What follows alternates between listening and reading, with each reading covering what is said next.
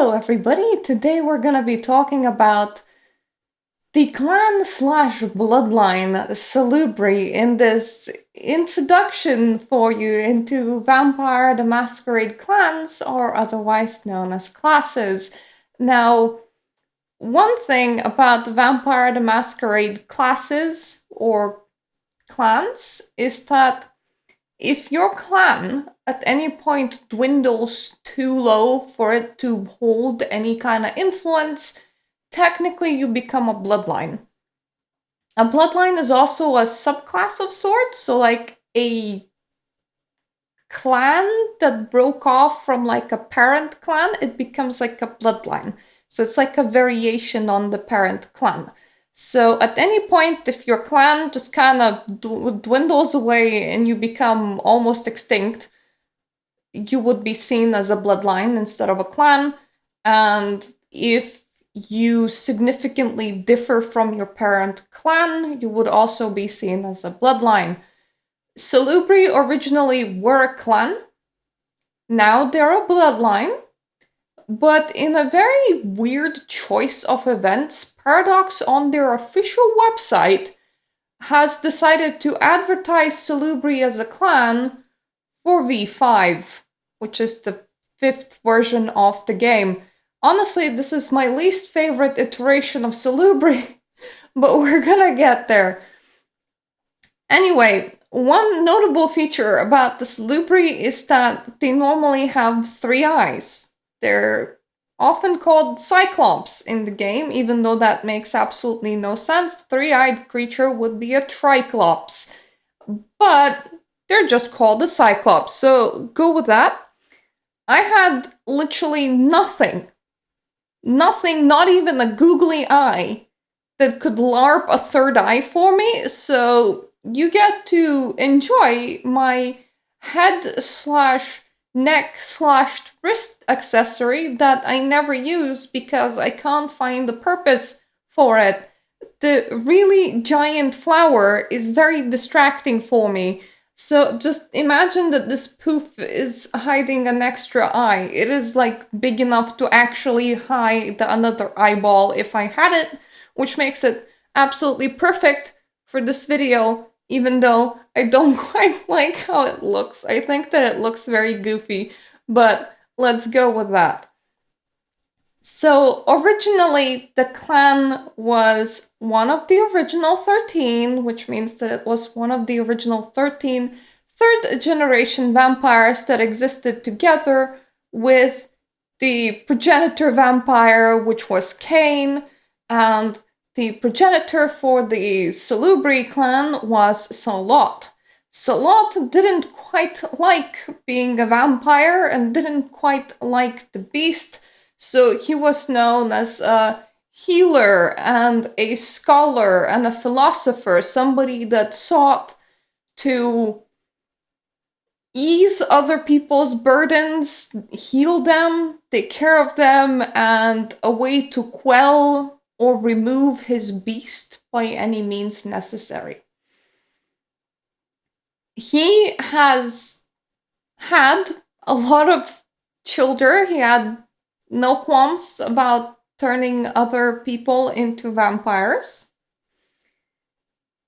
And all of those children kind of performed the exact same tasks as him, which is they were healers and peacemakers, very selfless to other vampires, to other creatures, to people in general. Eventually, Salot really couldn't stand his beast and his condition, so he went traveling around the world in order to find some sort of solution to that instead of just sitting in a singular spot.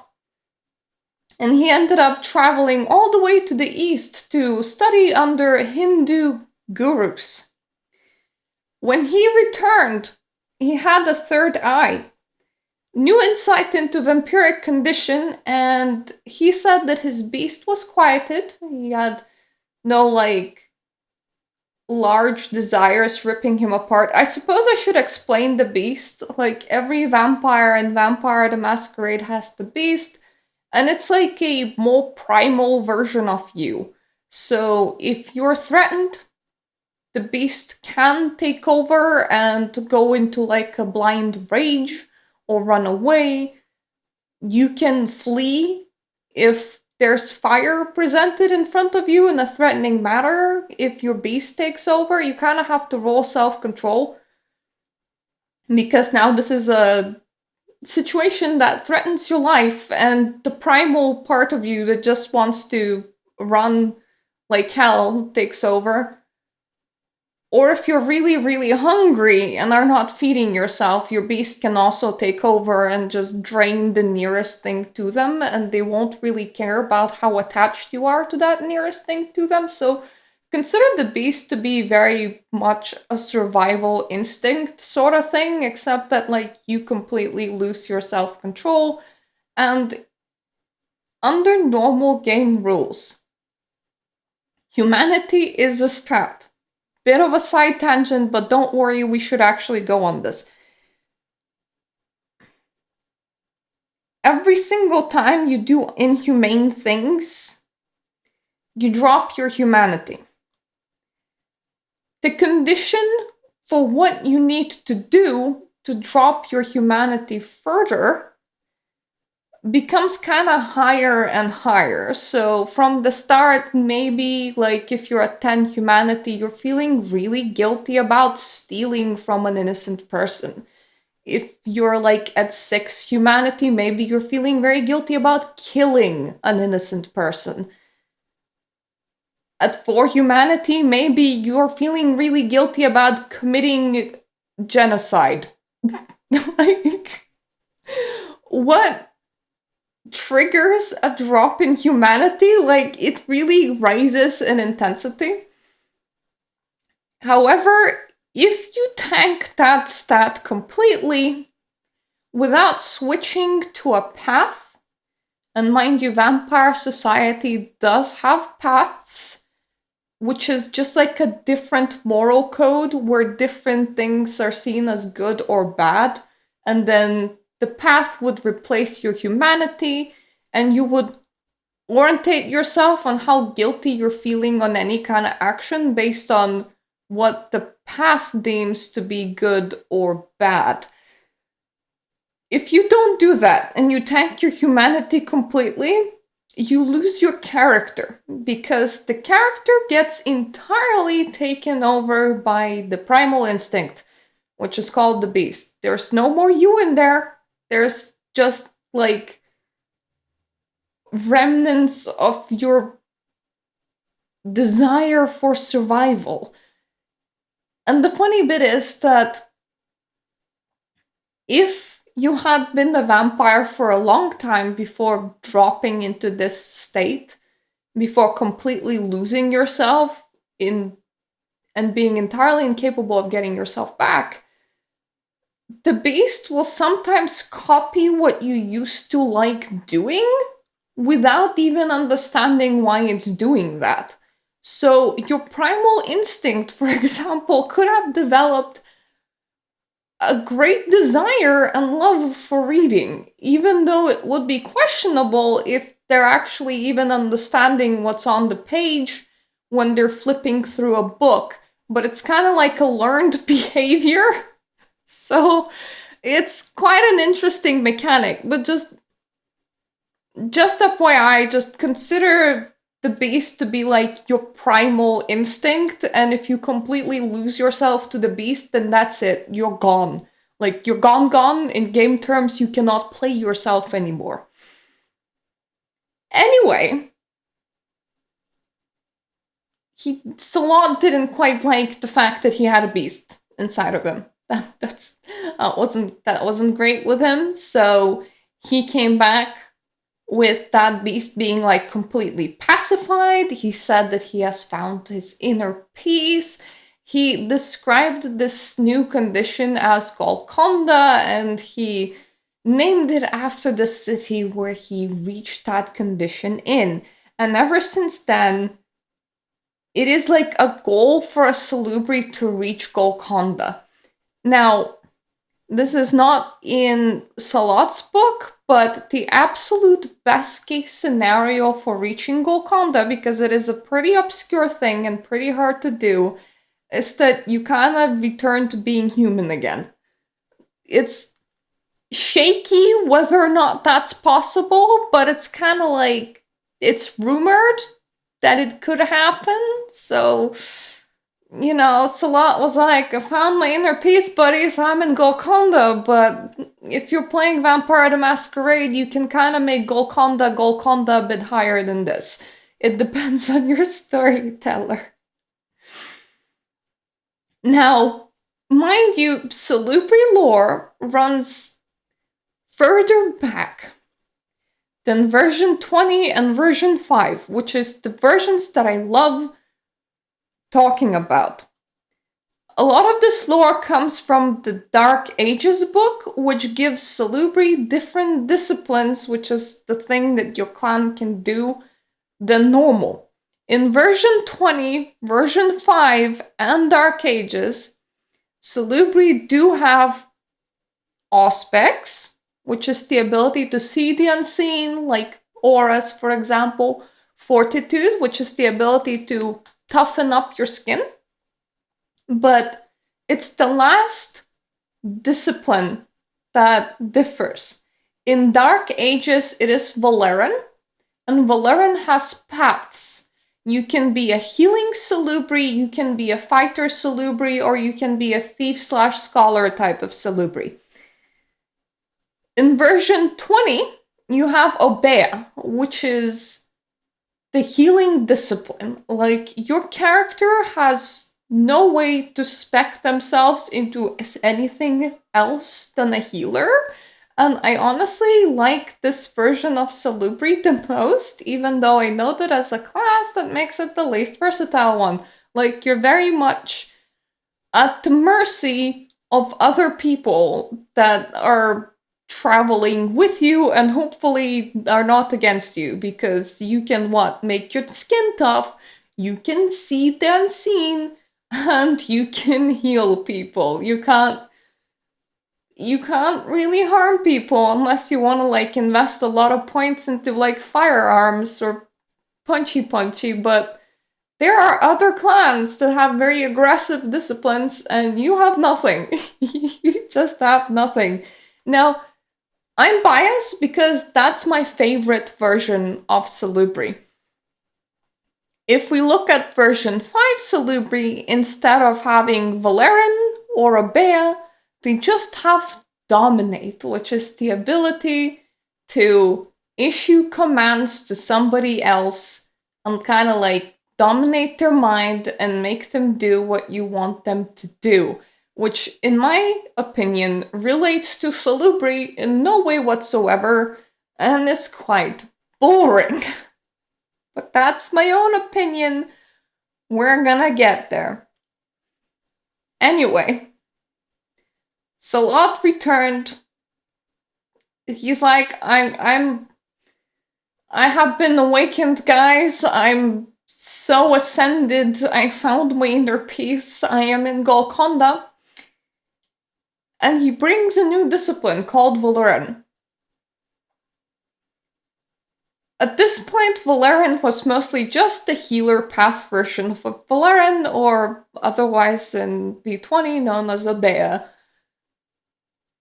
And when you leveled Valeran to 2, you got the third eye that Salat had. You weren't born with it, but the moment you got Valeran to level 2, which is fairly low for a discipline, you got it. And it kind of was a sign of enlightenment for a while. Later on, it became a way to like recognize Salubri.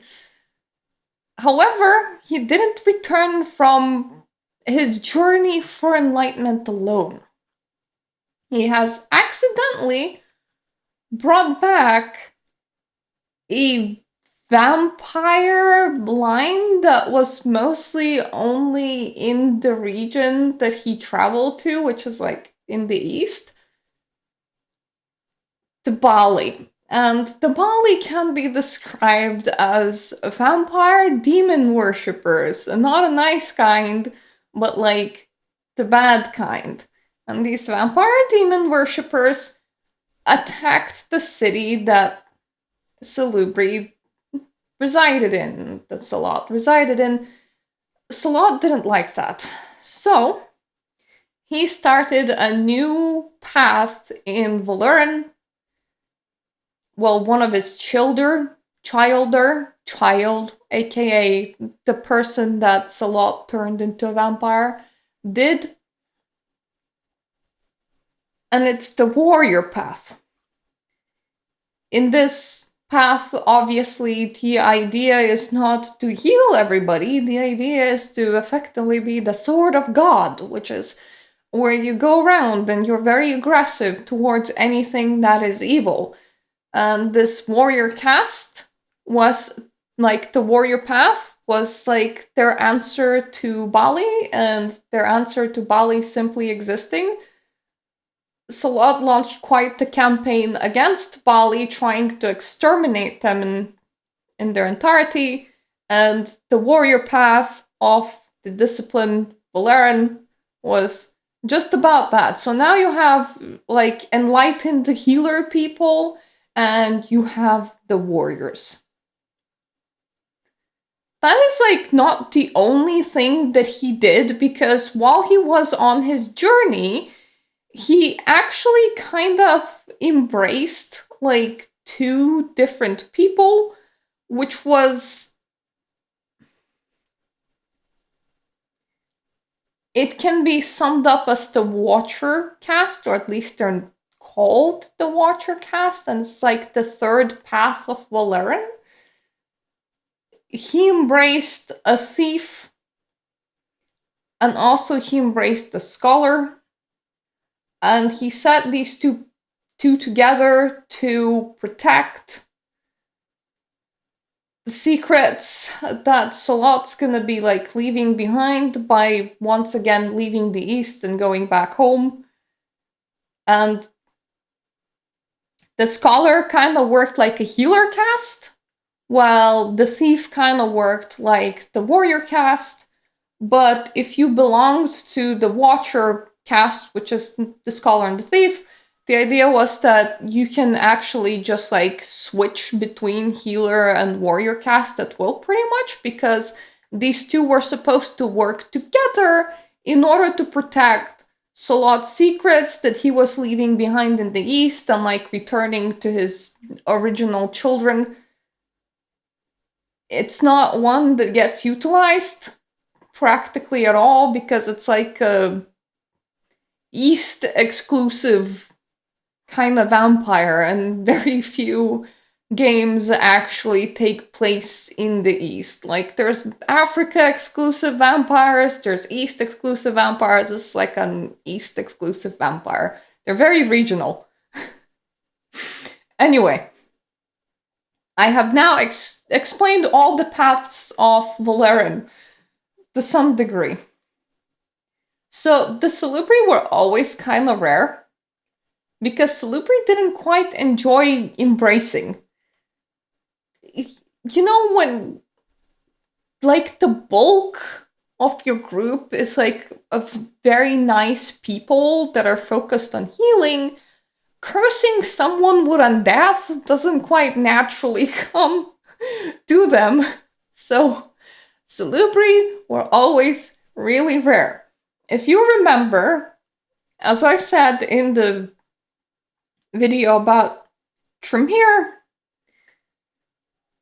Salat falls into torpor somewhere around the 1st century and just like spends 1,000 years sleeping in a grave that's very well protected by other Salubri.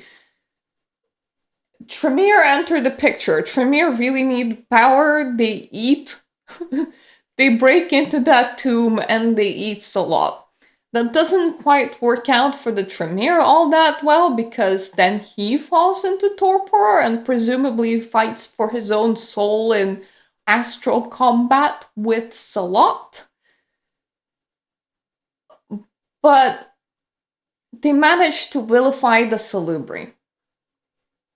And as they vilified the Salubri by stating that Salubri are soul eaters, referring to the Salubri's ability to instantly, painlessly kill somebody that wants death and absorb their soul into their own aura.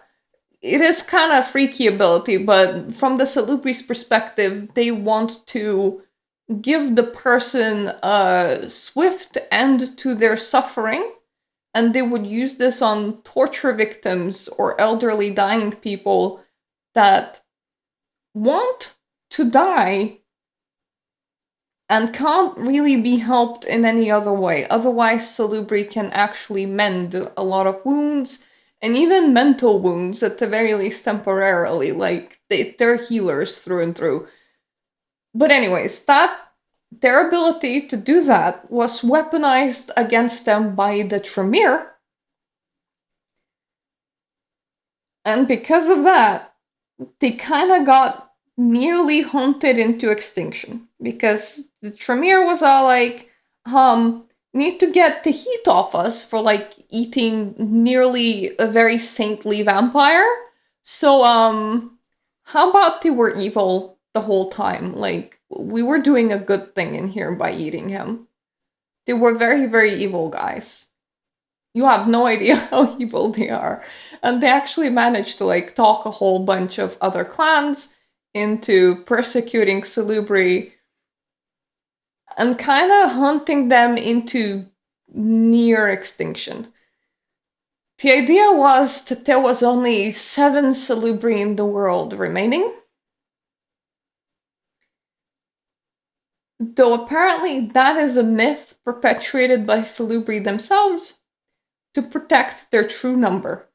Their true number being entirely unknown.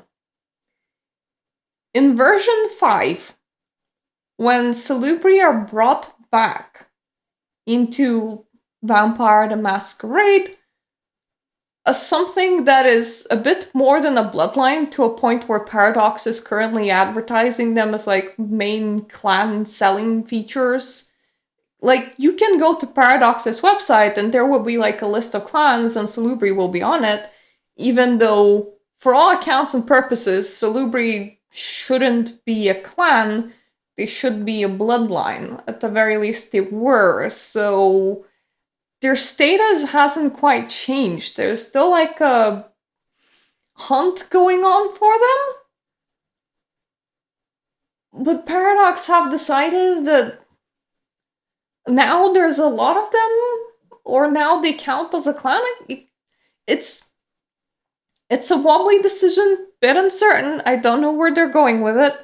Anyway, when they brought Salubri back in V5, they specifically brought back the warrior caste by stating that some Salubri went anti-tribu or anti-tribe, and now mind you, Salubri's tribal decision was kind of not to fight against said oppression, because it would have gone against what Salot would have wanted and what Salot would have done. They are the turn the other cheek sort of guys. The warrior caste didn't quite listen to it, but because they were kind of like solo lone wolf fighters, a lot of them got killed for it, because they would enact their revenge against anything that they would see as evil, and as they were outnumbered by more and more other vampires, it kind of came to an end. So there is a group ever since 1990s of Salubri inside the faction Sabbat. Sabbat is normally the wild, kind of evil faction, I might want to say. They are unapologetic vampires, and oftentimes they commit really heinous shit. So how does the saintly healers end up in there? Well, Zimitsi have it out for Tremere for stealing quite a number of their clanmates and experimenting on them, and Salubri, warrior caste in particular, have it out for Tremere for eating they're like progenitor vampire and hunting their clan into near extinction. So the warrior caste Salubri joined up the Semitsi inside the Sabbat, where they were given quite a bit of respect. And oftentimes, instead of being interested in what the Sabbat are doing, they have the sole goal to entirely annihilate the faction Camarilla or Tremere, primarily Tremere. So if there's Tremere in the city, Salubri Warrior Cast will be having a rage boner for that, and they will not stop until that Tremere is set on fire and removed. And they don't even care about like honorable combat, they just care about removing them.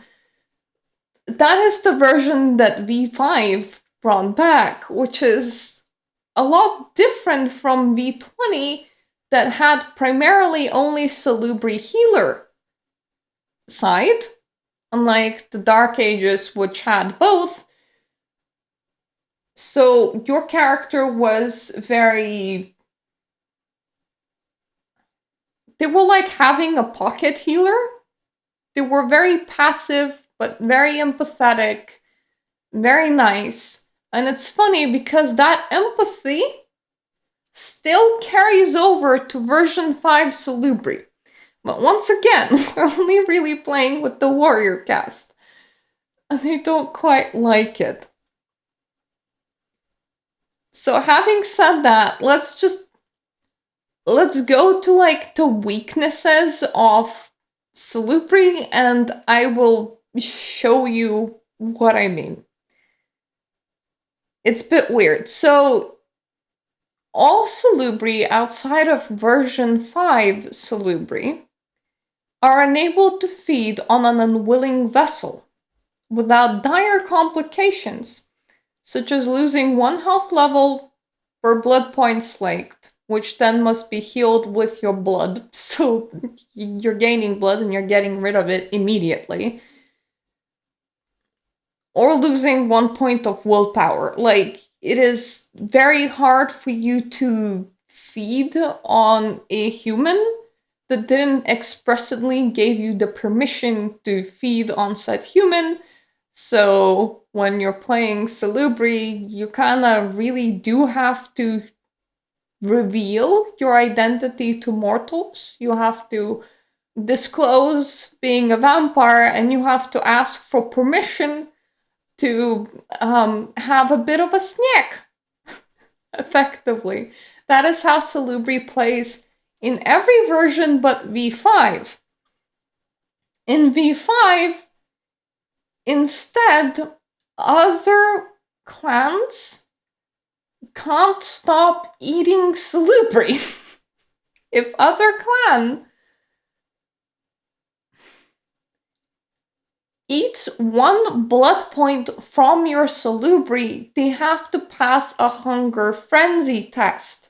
If they fail the hunger frenzy test, they keep eating your Salubri unless you're physically fought off. Additionally, the third eye, it doesn't matter if you have your ability leveled or not, and this kind of was true for V20 as well. You get the third eye, while if you're playing Dark Ages, you would need to have like Valerian leveled for the third eye to appear.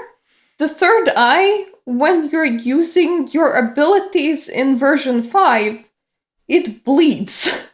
And like, if you're using a low level ability, so like easy to get, it bleeds a little. If you're using a high level ability that's hard to level up and get, it's just like torrential rain of blood. And everybody that has hunger 4 or more has to make a hunger frenzy check. So the developers have really wanted your character to get eaten for some bizarre point.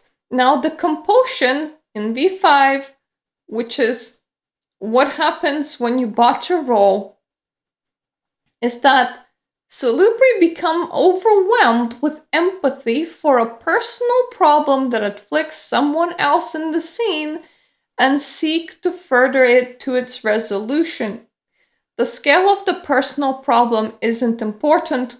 What is important is that you kind and helpful, which kind of goes against the fact that you're playing practically solely warrior cast Salubri. It's a weird choice. Like, a lot of their clan deals with heavy empathy, yeah. Majority of Salubri will want to reach Golconda, yeah. They are a very high humanity clan, yeah.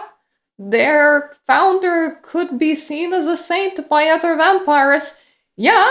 But the warrior cast, the warrior type, the warrior group of Salubri, which is the primary group of Salubri that exists in version 5, they're kind of blinded by righteous anger, and they're very motivated with deleting their enemies. Let's just say it like that.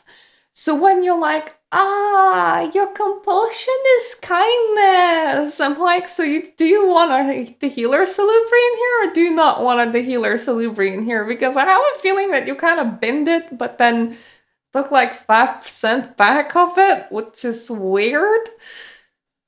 It's gonna be even weirder talking about Bali, which is gonna be in the next episode, by the way, because they have completely binned that one. Which I don't get.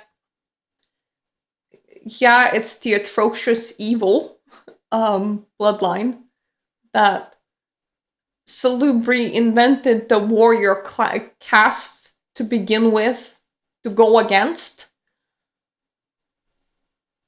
But they're kind of really heavily part of the lore. And once again, part of the Salubri lore. So you bring back Salubri for version 5. But apparently when there were talks about bringing back the Bali in a supplement for V5, like as a tiny little separate bloodline, because they're so atrocious and they're like evil, Paradox has entirely vetoed it. So they may not come back. Which, in my opinion, when they're already in your own lore and highly interacting with one of the bloodlines that you brought back and turned back into a clan, is a very weird decision. Mind you, not everything that is atrocious needs to be playable by a player. You could have made an idea of like a non-player character boogeyman, because Bali in a lot of campaigns are the boogeymen, that no matter of your vampire's faction, this is something that can ally the factions temporarily in order to fight the boogeymen. That is how atrocious they are. You can use them like that. You could have put them in as like a major villain. And we're like, yeah, this is not for players to play. This is just a major villain in the game, but they vetoed it. So it's like they don't even exist. But the bloodline / clan that directly interacts with the history of that bloodline exists in the game.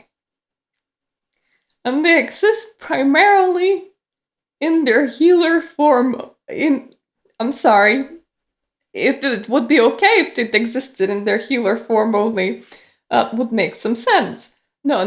They exist primarily in their warrior form only, while still suffering from major compassion.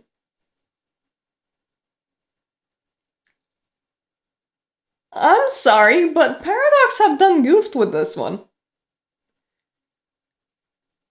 You can't tell me that they haven't. But anyway, that's the Salubri for ya. I hope you enjoyed the video, and I hope that I could explain myself fairly well. This is one of those topics that is a bit harder to cover for me.